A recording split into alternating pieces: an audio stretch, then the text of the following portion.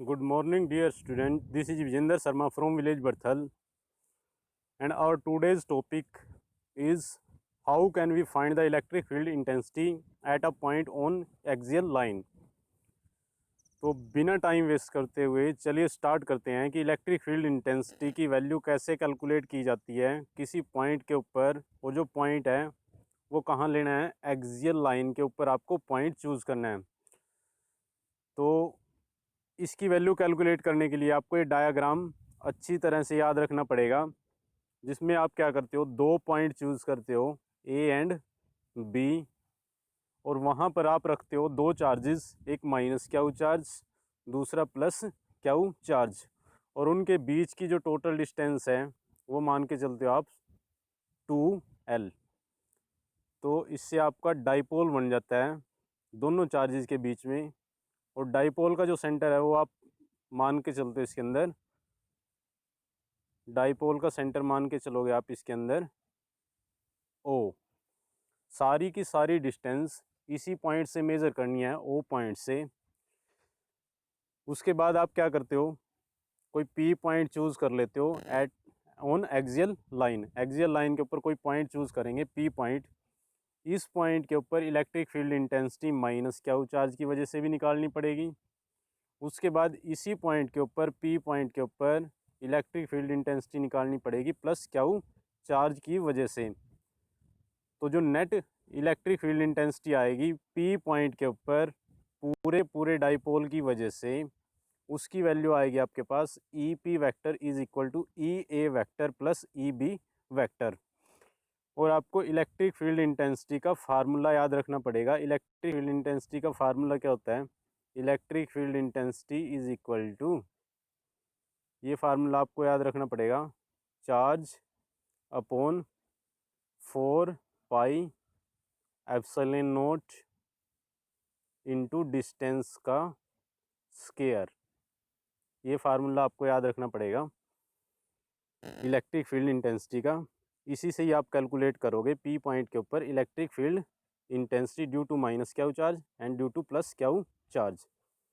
तो चलिए पहले निकाल लेते हैं पी पॉइंट के ऊपर electric field intensity due to minus Q charge. तो उसकी जो वैल्यू आएगी आपके पास, ए पॉइंट के ऊपर माइनस क्यू चार्ज रखा हुआ है यहाँ, उसकी वजह से पी पॉइंट के ऊपर जो इलेक्ट्रिक फील्ड इंटेंसिटी आएगी उसकी वैल्यू आएगी 1/4 पाई एप्सिलॉन नॉट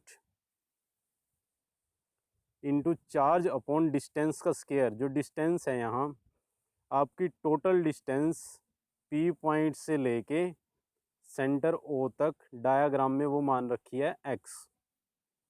उसके बाद यहाँ से लेकर यहाँ तक माइनस क्यू चार्ज तक स्मॉल l डिस्टेंस है। तो टोटल डिस्टेंस पी पॉइंट से लेकर ए पॉइंट तक जहाँ माइनस क्यू चार्ज रखा हुआ है वो कितनी आएगी आपके पास, x प्लस स्मॉल l। तो जब आप इलेक्ट्रिक फील्ड इंटेंसिटी का फार्मूला लगाओगे उसमें डिस्टेंस का स्क्वायर करना पड़ेगा, इसलिए जो डिस्टेंस है वो पहले ही आपने कैलकुलेट कर लिया है। तो डिस्टेंस कितनी आई है इसके अंदर, x प्लस l और उसका स्क्वायर। तो electric field intensity A point के ऊपर due to minus Q charge, और इलेक्ट्रिक फील्ड इंटेंसिटी यहाँ निकालनी है पी पॉइंट के ऊपर, एक्सियल लाइन के ऊपर चूज़ कर रखा है।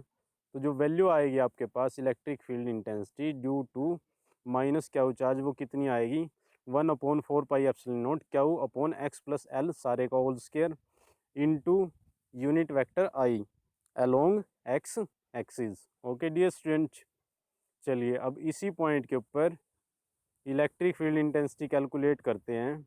इसी पॉइंट के ऊपर इलेक्ट्रिक फील्ड इंटेंसिटी की वैल्यू निकालेंगे due to plus Q charge. और जो प्लस क्यू चार्ज है, प्लस क्यू चार्ज वो रखा गया है बी पॉइंट के ऊपर, इसलिए इलेक्ट्रिक फील्ड इंटेंसिटी जो निकालनी पड़ेगी, इस फार्मूले को देखिए, E B vector is equal to किसके इक्वल आएगा, 1/4 pi epsilon naught charge upon distance का स्क्वायर। अब जो डिस्टेंस है पी पॉइंट की डिस्टेंस और क्यू चार्ज की ये डिस्टेंस आपको कैलकुलेट करनी है, प्लस का क्यू चार्ज और P के बीच में जो डिस्टेंस है आपके पास, यहाँ से लेकर यहाँ तक की डिस्टेंस, P पॉइंट से लेके O तक की डिस्टेंस x है, और प्लस क्यू चार्ज से लेके O तक की डिस्टेंस आपके पास स्मॉल l है। तो जो आपके पास ये वाली डिस्टेंस बचेगी प्लस क्यू से लेके P तक की डिस्टेंस बचेगी, वो क्या बचेगी, x minus l। Okay dear student, इसलिए जो आपके पास डिस्टेंस आई प्लस क्यू चार्ज से लेके P पॉइंट तक की जो डिस्टेंस आएगी वो कितनी आएगी, x माइनस l। और इलेक्ट्रिक फील्ड इंटेंसिटी में डिवाइड में डिस्टेंस का स्केयर करना पड़ता है, चार्ज के अपॉन डिस्टेंस का स्केयर। ओके डियर स्टूडेंट, तो आपके पास जो इलेक्ट्रिक फील्ड इंटेंसिटी आएगी P पॉइंट पर प्लस क्यू चार्ज की वजह से वो कितनी आएगी, 1/4πε0 चार्ज अपॉन क्यू चार्ज है इसके अंदर, अपॉन डिस्टेंस का स्केयर, डिस्टेंस कितनी आई थी, x माइनस एल का whole square. Okay dear student, into unit vector I along x axis. तो जब आप मैग्नीट्यूड निकालोगे इसका ई ए वेक्टर का और ई बी वेक्टर का, तो यूनिट वेक्टर का मैग्नीट्यूड कितना आएगा आपके पास, 1 आएगा। इसलिए यूनिट वेक्टर का मैग्नीट्यूड 1 आने की वजह से उसको, उसकी जो नेट वैल्यू है आप वो निकाल सकते हो, कितनी बचेगी, ई ए वेक्टर का जो मैग्नीट्यूड है 1/4πε0 Q upon x plus L का होल स्क्वायर, और इसकी वैल्यू आप 1 पुट कर दोगे, इसकी वैल्यू भी 1 पुट कर दोगे, क्योंकि यूनिट वेक्टर का जो मैग्नीट्यूड है वो आपके पास आएगा 1।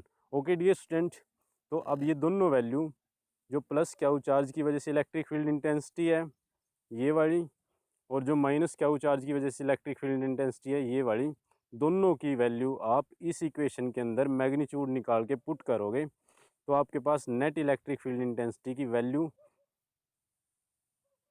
जो आएगी वो कितनी आएगी,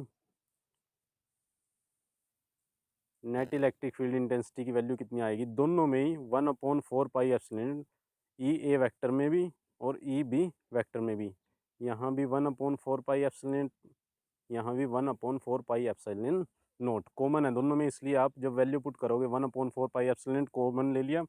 उसके बाद जो अंदर वैल्यू बचेगी ई बी वेक्टर की जो वैल्यू थी Q upon x minus L का whole square, minus E A vector की जो वैल्यू थी Q upon x plus L का whole square. Okay dear student, अब इसको आप सिंप्लीफाई करोगे, इसमें से आप क्यू चार्ज है जो ऊपर दोनों में ही है, कॉमन है, इसको आप कॉमन भी ले सकते हो।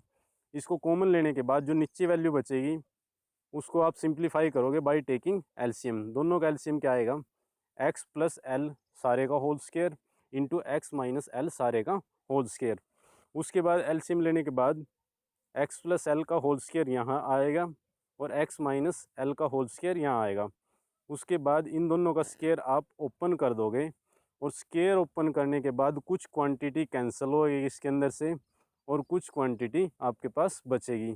तो जो बचेगी वैल्यू वो क्या बचेगी आपके पास, नीचे जब एलसीएम ले लोगे दोनों आएंगे एलसीएम में, उसके बाद इसके अंदर फॉर्मूला लगेगा, आइडेंटिटी लगेगी a minus B A plus B, और a minus B into A plus B का फार्मूला है आपके पास a का स्क्वायर माइनस b का स्क्वायर, और उसका टोटल स्क्वायर करोगे आप, होल स्क्वायर करोगे। ऊपर जो वैल्यू बचेगी एलसीएम लेने के बाद वो आपके पास बचेगी Q into 2l into 2 into x upon x का स्क्वायर माइनस एल का स्क्वायर सारे का होल स्क्वायर, और साथ में आएगा 1/4πε0 जो कॉमन थी इसके अंदर क्वांटिटी। उसके बाद इसकी वैल्यू आपको पता ही है क्यू इंटू 2l, इसको आप नोट करने के लिए P का यूज़ करते हो, which is called dipole moment. Okay dear student, तो इसकी जगह आप पुट कर दोगे P, तो आपकी जो वैल्यू आएगी इलेक्ट्रिक फील्ड इंटेंसिटी की वो क्या बनेगी, इस इक्वेशन के अंदर E P vector is equal to 1/4πε0 2p into X divided by X का स्क्वायर माइनस एल का स्क्वायर और सारे का होल स्क्वायर, साथ में unit vector I cap along X axis. उसके बाद जब आप इसका मैग्नीट्यूड निकालोगे, इसका मैग्नीट्यूड निकालने से जो यूनिट वेक्टर है उसका मैग्नीट्यूड आपके पास 1 आएगा, उसकी वैल्यू 1 पुट करोगे आप, तो 1 से मल्टीप्लाई होने के बाद ये आपकी क्वांटिटी बनेगी E P vector is equal to 1/4πε0 2p into X divided by X का स्क्वायर माइनस एल का स्क्वायर और सारे का whole square. Okay dear student, अब आपका डाइपोल अगर बिल्कुल स्मॉल हो जाता है, डाइपोल अगर बिल्कुल स्मॉल हो जाता है, जो ये डाइपोल है अगर इसकी वैल्यू बिल्कुल स्मॉल हो जाती है आपके पास, डाइपोल की वैल्यू स्मॉल होने की वजह से एल बिल्कुल स्मॉल आएगा कंपेयर टू एक्स। एल की जो वैल्यू है, अगर ये डाइपोल बिल्कुल स्मॉल हो जाता है, इसकी वैल्यू बिल्कुल छोटी सी हो जाती है, ऐसे हो जाती है, यहाँ माइनस क्यू चार्ज और यहाँ प्लस क्यू चार्ज। इनके बीच की जो डिस्टेंस है 2L है, वो ना के बराबर आएगी आपके पास। इसलिए आप L को क्या कर सकते हो, नेगलेक्ट कर सकते हो, छोड़ सकते हो, उसकी वैल्यू 0 मान सकते हो।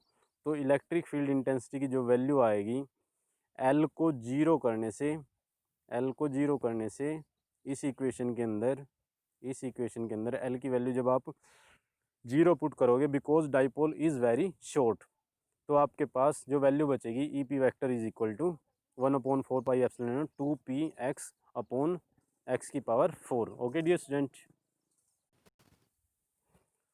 जो आपके पास वैल्यू बचेगी यहाँ x की पावर 4 बचेगी।